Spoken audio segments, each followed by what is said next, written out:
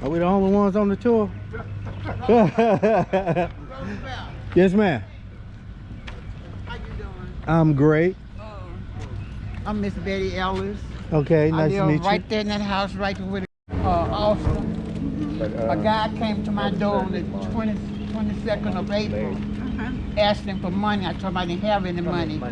He kicked my door in, came in and took microwave, cookware, trash bag, and ran out. I called 911. He wasn't gone an hour. He done sold my stuff, but they got him downtown. He's in jail now. So I thank the Lord that he didn't kill me. Now the reason I wanted her to tell her story is because a lot of the residents around here had Ring doorbells. And those Ring doorbells help identify the man that attacked her. Okay. And the good thing about that is, you know, as I was canvassing the neighborhood, a lot of people had different doorbells, right? That some had some Vivid doorbells, the other ones had the Ring doorbells. But Shreveport has a program to where you can apply, and if you don't have a Ring doorbell, they give you one, and all they want is the ability to tap into it if a crime was to happen around that area. And that's one of the things that we're going to try to get that information out to the people in this area. And they also, Ring doorbell and the other ones have apps that you can communicate back and forth. So as soon as that man came around and was knocking on people's doors, somebody could have communicated across the little app and said, hey, it's a man going around knocking on people's doors asking for water, right? And now people know. So those are the things that we're going to start passing out information in the area, so people can you know, help each other. All right. I noticed in the paper that idea is going over so well. They run out of money just quickly. So the commissioner and the city council got to look somewhere and get some more money. And people are responding to. And that's something that we can talk to Ms. Taylor about. Right. That's there you why go. Money has run out because they had so many applicants. So we're gonna, ma'am. I said thank you for listening. Oh, thank you for telling your story. Thank you for telling your story. So I'm recording at the same time, so if you don't want to be on camera, I can take you out. So we're gonna go over here to the parking lot. Everybody know this is an alleyway to go behind your house. This is one of the best things to have. You can park behind your house. Yeah, not on the street. There you go, and not on the street.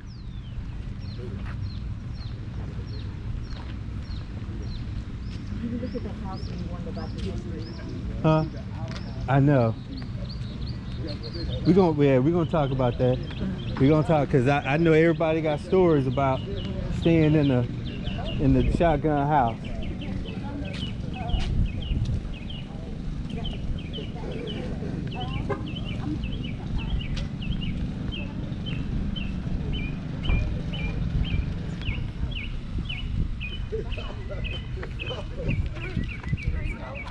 I do want to find out who owned them pallets. I know. I want to find out who owned them pallets. It's a lot you can do with them. I know. They be giving them away at a lot of places around Shreveport. Yeah, you can see the church. Well, everybody watch out behind. We got a car coming behind you. But we're going to gather over here. And just like he said, you can see the church right down the street. Our Lady Blessed Sacrament, which has a lot of history here in the Allendale area. I mean, everybody knows somebody that has went to the Our Lady Blessed Sacrament Academy growing up, right? I know I do.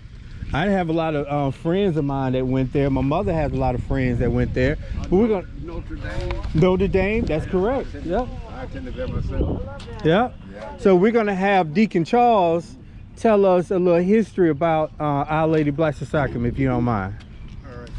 All right. You can kind of see the church from here. It was founded by St. Catherine Drexel. She came from a pretty well-off family, and she purchased churches and schools for African Americans and Indians all over the United States. So around around 1918, 1920, the money was appropriated, and they started off in a house next to the church because African Americans didn't have anywhere to really worship when they went to Holy Trinity, which was one of the only churches. They sat in the back, and sometimes they refused communion. So she decided that she would create a church for African Americans, not only Allendale, but all of Shreveport. So the church was built around 1923, and by a donation from Catherine Drexel, and she's most famous for giving the money to purchase Xavier University in New Orleans. So it was founded by a saint. 2023 will be 100 years old. And if you look at some of the buildings, they all original buildings, but it's a building all the way on the end that we coordinated with the Fuller Center when they were having the housing blitzes. Mm-hmm. And what they did, they went into those 2 classrooms and they hand built about, I guess, 2, 4, 6, about 12, 24 bunk beds.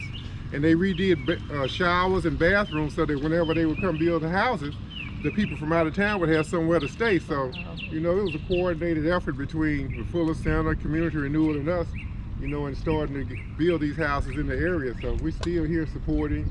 And as Miss Rosie talked about earlier, about the crime, how bad it was, we used to lock our gates at night, but now, since things have changed, we don't lock the gates. The gates stay open, anybody can go in and out. So, it's a big difference, and we hope that we can keep on improving if we can start back to building our houses in our neighborhood. Definitely. So, like I said, we're not going to have y'all in the sun too long, so we're going to head down to the corner down here. Thank you for that story, Deacon Charles. I have a story about the church. I lived in one of the row houses. Oh, okay. And we were to the left of the door, and I remember when they used to have church there, I used to go next door to my aunt's house so I could see on the glass doors, you could see right through to the church. And I watched the kids had on the blue skirts with the blue top and the white shirts, and they used to go over there, but I always went to Ingersoll. But my whole family lived, I had an aunt, an uncle, and another aunt, and I guess the rest of it was just people I knew. They felt like relatives. And that first brick home was the DeBoer's. They were named DeBoer. They bought that house. They built that house, and they were the first one that I ever saw a brick house.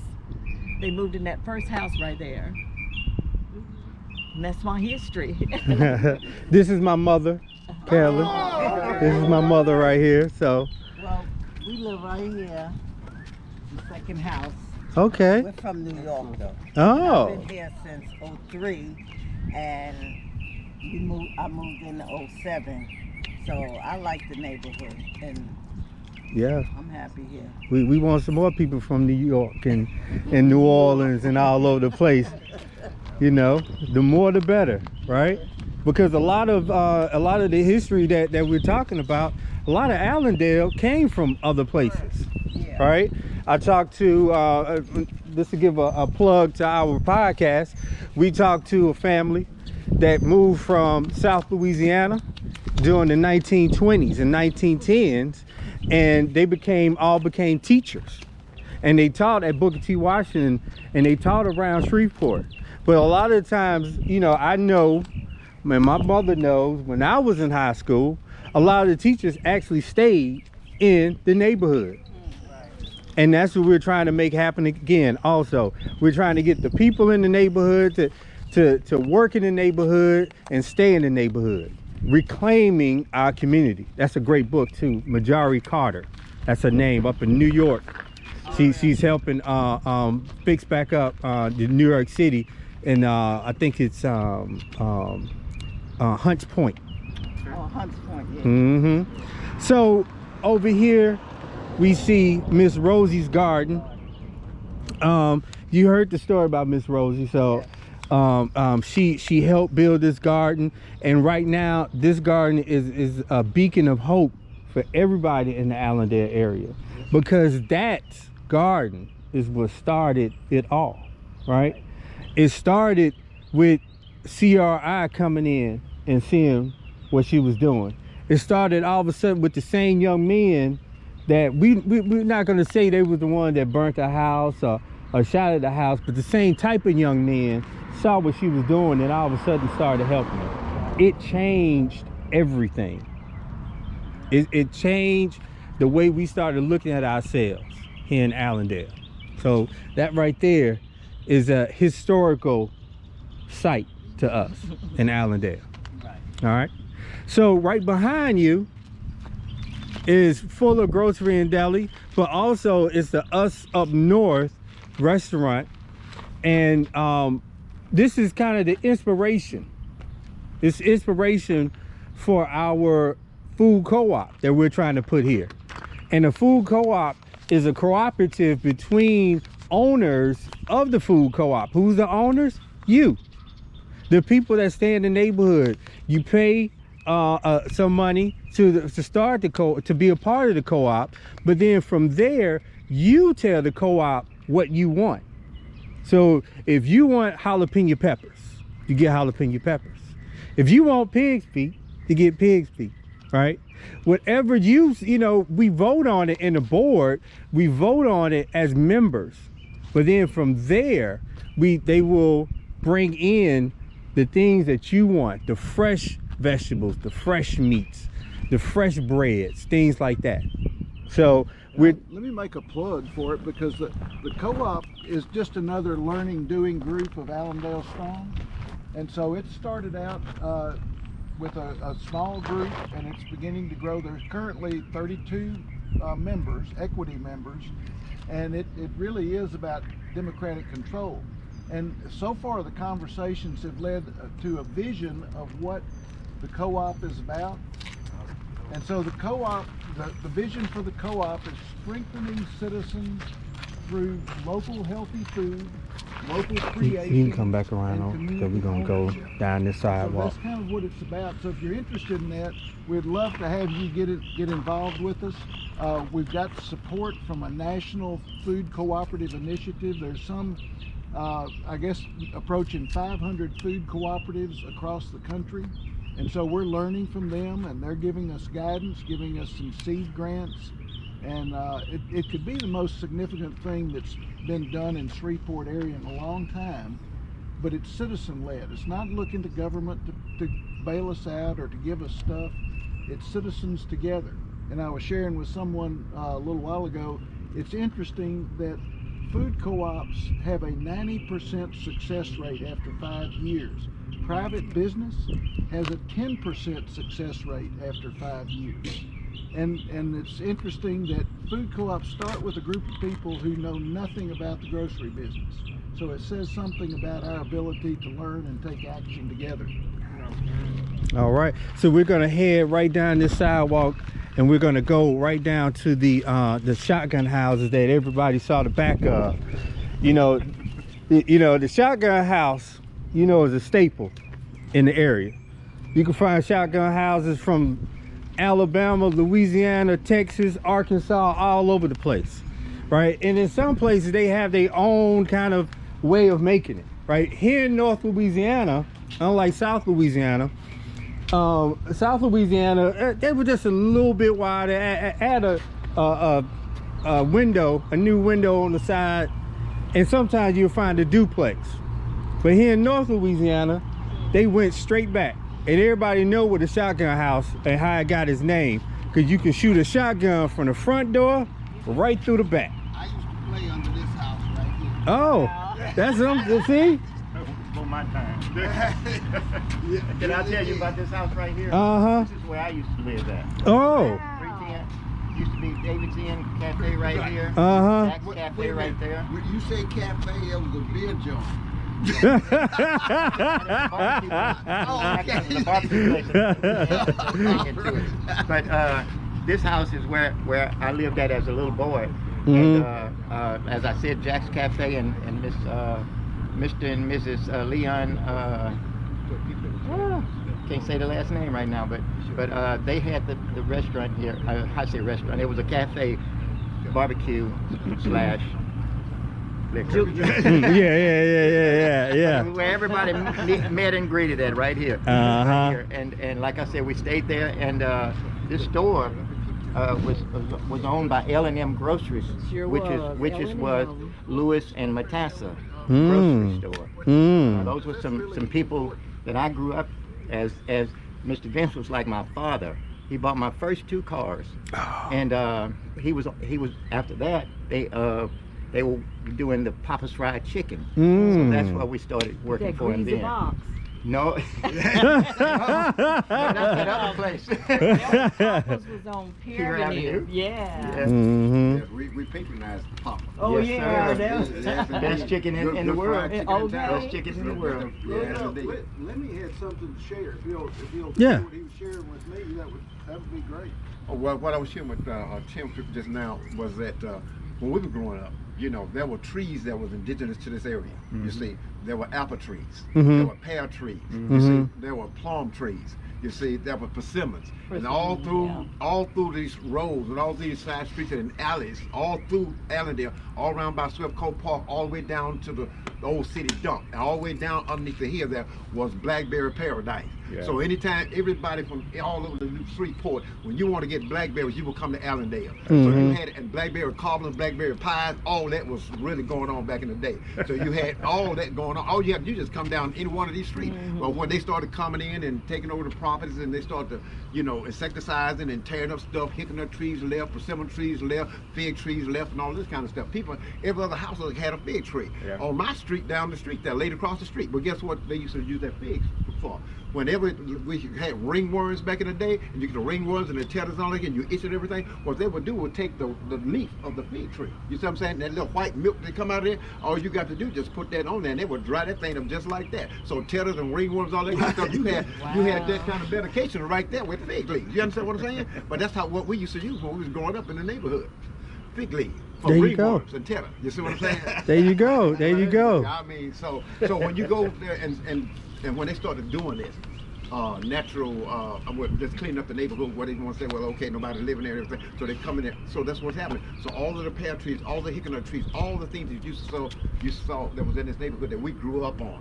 If you got hungry kids right here, you don't have to wait on your brother to go in and fix the thing. You go get some persimmon, you go get some apple, you go get this, you get that, you know. And some even have some pomegranate trees. Oh yeah. Yeah. Oh yeah. See, in stories like that, you know, you hear about these stories, and you try to. Everybody need to hear these stories. What's that little saying going around? We losing recipes. That's right. You know, we losing recipes. So those are the stories that our kids need to hear about.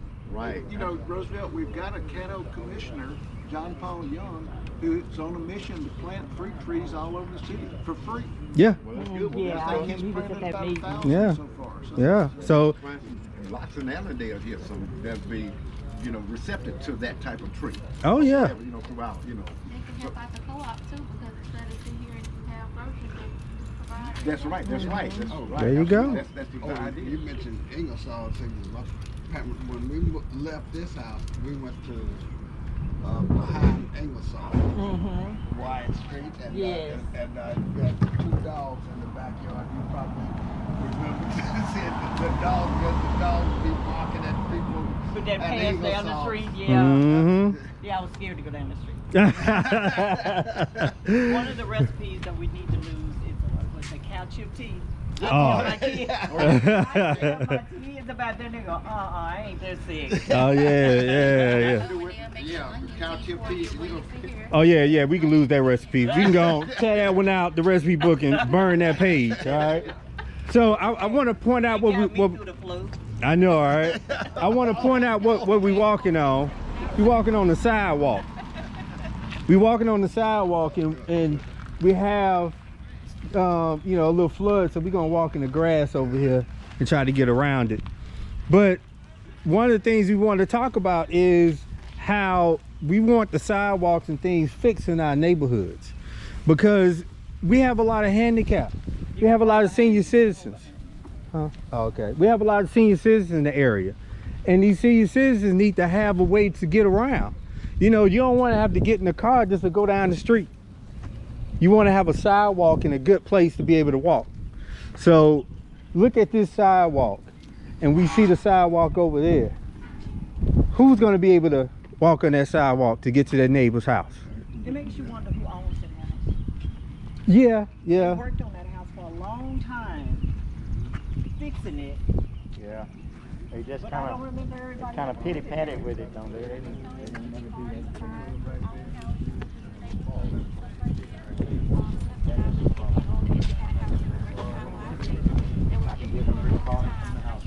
I know, right? You know what I was thinking about? One day we probably use those bricks to build something in the garden. Well, yeah. Would that be a great way to repurpose it? Yeah. Yeah. Yeah. They let you get them. I know, right? So we're gonna start down the sidewalk, coming down Clay Street. All right, and I just want to point out real quick the houses. I want to point out the neighborhoods. What's that? Jack's Cafe. Yeah, Jack's Cafe. Oh, that's what it was? Jack's Cafe. Yep. I couldn't remember exactly. Yeah, we want to point out the neighborhood. We want to point out the street. We want to point out the houses. And the reason we want to point out the street and the houses because, like Tabitha said, somebody said nobody want to stay in those little shacks. But guess what? Those little shacks, they own. They own. Right now, rent has went up 40%. 40%. You know how much my mortgage has went up? Nothing. I'm paying the same mortgage I started off with 15 years ago. And that's how these homeowners are. Their mortgage didn't go up.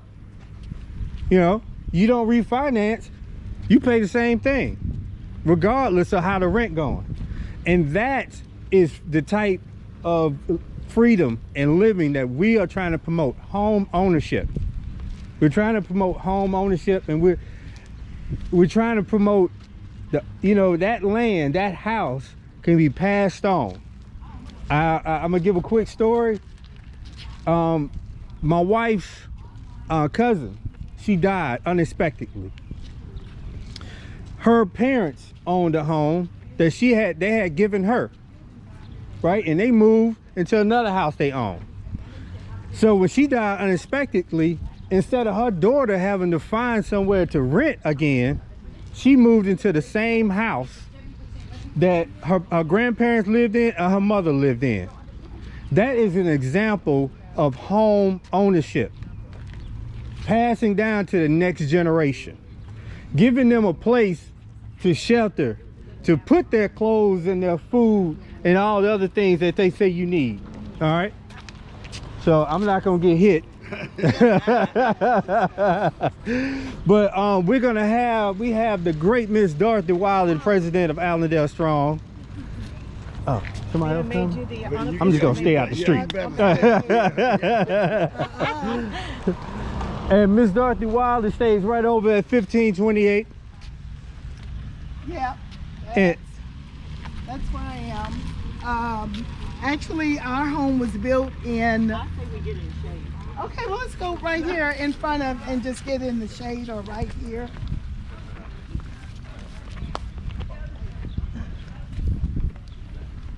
Yeah. So basically, our home was built in 2006. Like I say, I came in, we put in our sweat equity. First, the houses down on the corner, those are the 4 condos. Those were the first ones that were built. There are 5 houses over here that was built by Habitat for Humanity. So Fuller Center didn't build all the homes over here, but 5 of them. I know those 3 on this here, and I believe one of these, I don't know exactly which one, but they did. Oh, okay. They built 5 other homes over here, and like I say, as we began to build our home, the Hammering Irish built our home.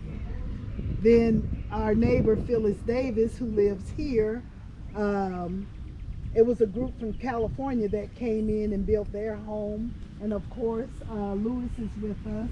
This is his home here. So I think about at the end of 2006, I believe all these homes over here were pretty much built and done over here. So everybody over here owns a home. I think the house up here, it's a rental. That used to be where the Fuller Center office was, and that property is still being rented out, I believe. Louis, is that correct? No, You I don't- don't know if they're buying or not. Okay then, so I'm not sure, but I'm thinking that it's still rental property, but every home on this street, I know it's for home, these are home buyers, home ownership. So, and that's one thing I wanted to say is that we need to attract new home buyers, which reverses the decline in the neighborhood. Because when you see renters, usually it's like, it seems like they don't care as much as a homeowner does. So I wish we could attract more home buyers, and I hope whomever is in this house up here that they'll be purchasing that home. But this is where we are, and I think we have a beautiful neighborhood. Yeah, and you know, I want to say that we're not against renting. We're not against renters. No. It's just that when you're a renter, you become transient, meaning that you really don't have any, you know, no equity. invested. You're not Right. invested in the neighborhood, right? You know, you see a lot of people that get the tattoos and things like that, saying Allendale this, Allendale that, but they actually don't own property in Allendale. Right. And that's what we want to change, because when you have equity in the land, when you have equity in Allendale and Lakeside and Queensboro, Cedar Grove, anywhere in Shreveport, you know that I am here. I put a stake down, Right. flag going. I want to see change. Yeah. I'm not afraid to see change. And our property value increases because we are homeowners. And we got to think about even the people who do rent, some of them, especially the young people or single parents, they got to even think about how their rent is going up. Like I was just telling you, I was just reading how rent in some of the cities have gone up 40%. That's a lot. That's a lot. You know, homeowners, their mortgage note is probably going down because a lot of them is coming to the close of their, you know, paying off their mortgage, or either they've paid off their mortgage. So again, like I say, I would love to see new home buyers being attracted to the neighborhoods. And again, no, we're not against rental property, but I believe we have enough in Allendale that we don't need any more. So, I mean, even though I look down the street where they're saying affordable housing, all that is rental property. I see where they Watch out behind you, Ken.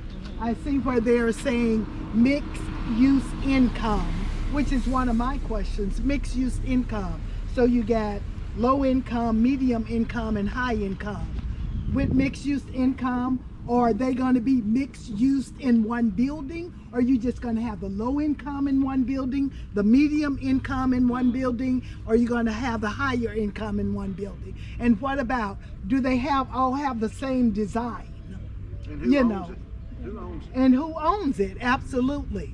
So that's why for me, I would rather see home owners or home buyers attracting new home buyers in any community, but especially with Allendale. And I just got a question asked, why did they just build over here, and all the property that's on Anna Street, what are they going to do with that? I mean, we have someone here, that's what she does. She goes in and refurbishes homes. So hopefully that we can get that in our community, because it's a beautiful community. Beautiful. And again, like I say, Allendale is up and coming. Our city is only as strong as its weakest neighborhood. So if you got a weak neighborhood, your city is weak. So There you go. All right, we're gonna go inside back in the AC. Even though this shade feels good, this wind is nice, man. Nothing like nature. yes. Oh yeah, they can keep the bugs. Different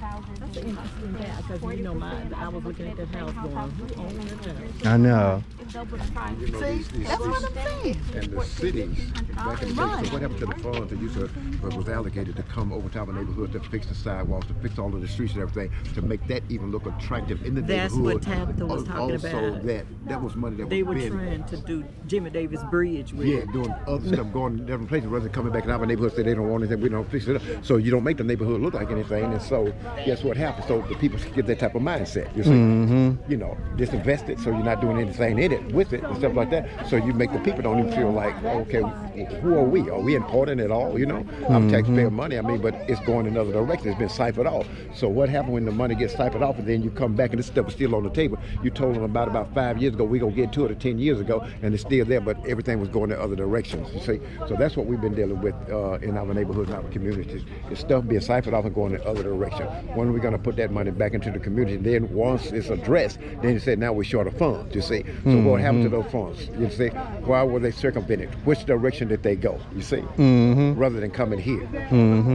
Definitely. You see, what was the question they had about the new poles they was gonna put over in Highland versus the poles they were gonna put right there in Cedar Grove? You remember that little debate they had? They wanted these fashionable poles, over there in Highland, but they just gonna put any kind of poles, in Cedar Grove. Well, see, now we begin to understand how that plays out, and see that's stereotypical of the mindsets. A thought process, a culture process. There you go. That's indigenous to another group, circumventing another group. Hello, I'd just like to thank everyone who attended the Allendale Strong First Homeowners Summit. Much information and knowledge was given out to the homeowners in Allendale.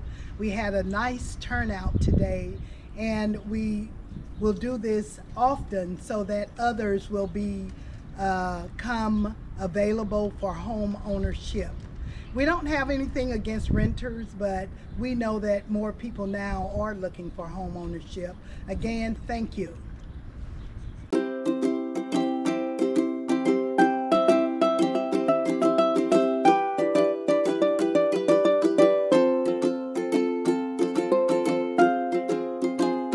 A special thank you from the heart. Thank you. Welcome.